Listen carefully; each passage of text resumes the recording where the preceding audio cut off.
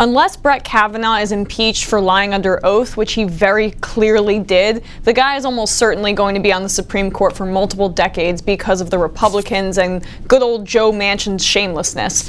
Which means that as much as I'm horrified by the Senate's decision, we have to turn our focus to what's looming in front of us, how Kavanaugh will rule as a Supreme Court justice. And spoiler alert, it's scary, because while all Supreme Court justices are partisan and it's hopelessly naive to pretend that they're not, Kavanaugh is more than partisan. He's openly hostile to Democratic politicians and liberal groups and displayed that during the Senate hearings. This whole 2-week effort has been a calculated and orchestrated political hit, fueled with apparent pent-up anger about President Trump and the 2016 election, revenge on behalf of the Clintons, and millions of dollars in money from outside left-wing opposition groups. Does that sound like a guy who's going to give leftist groups a fair shake when they bring cases before the Supreme Court?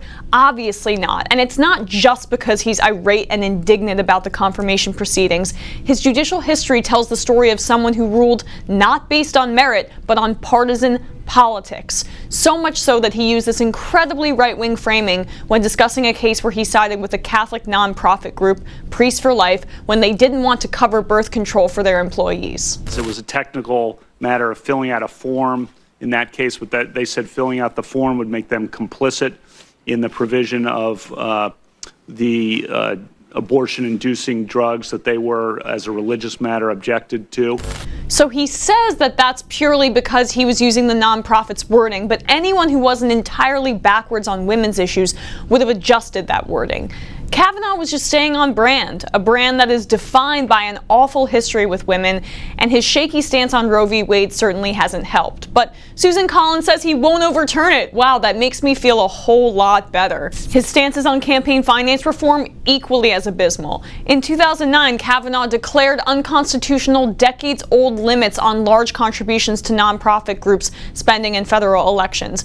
Overturning precedent, he argued that the federal government could not put any limits on contributions to PACs and nonprofits that spent independently of candidates, even for purely federal elections. Since he wasn't following past case law, he was being a judicial activist, not a judicial conservative, which Republicans say that they hate.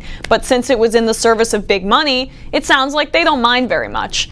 And if one had a consistent judicial philosophy like Kavanaugh pretends to have, he would either stick with precedent as a judicial conservative or deviate from precedent as a judicial activist. But he does both because he's not ruling as an impartial umpire. He's ruling as a Republican hack.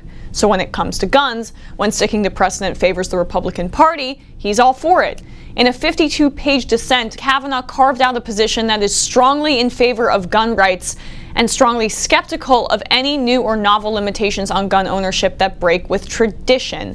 But when it comes to corporations or big money, he's all for breaking with tradition. When a SeaWorld trainer was killed by a killer whale and SeaWorld knew that that whale had been involved in 3 previous human deaths, Kavanaugh sided with, shocker, the corporation over the trainer. He argued that there was precedent that the government didn't regulate sports or entertainment.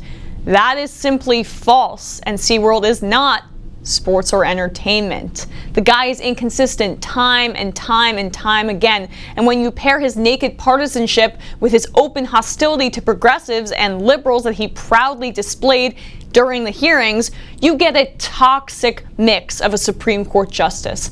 Kavanaugh should have been disqualified not just because of the horrific allegations against him, and not just because of his conduct and lies during the hearings.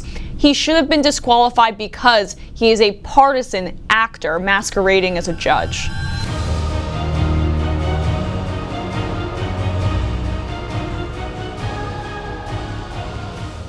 Like what you see? I hope so. Thank you. So click the subscribe button below and don't forget to ring the bell to never miss another video from Rebel HQ.